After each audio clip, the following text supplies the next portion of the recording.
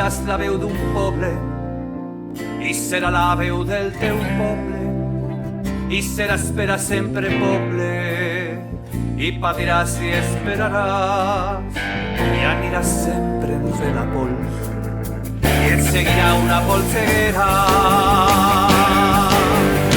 i tindràs fam i tindràs set. No podràs escriure els poemes i callaràs tota la nit mentre dormen les seues sies i tu sols estaràs despert i tu estaràs despert per tots. No t'han parit per a dormir, et parirem per a vetllar en la llarga nit del teu poble.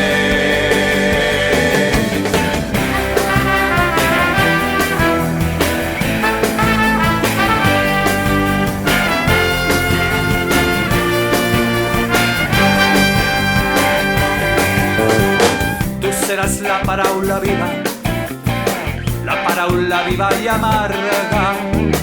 Ja no existiran les paraules, sinó l'home assumint la pena del seu poble. I és un silenci. Potser et maten o s'enriquen, potser et delaten. Tot això són banalitats. Allò que val és la consciència de no ser res si no s'és poble i tu greument has escollit.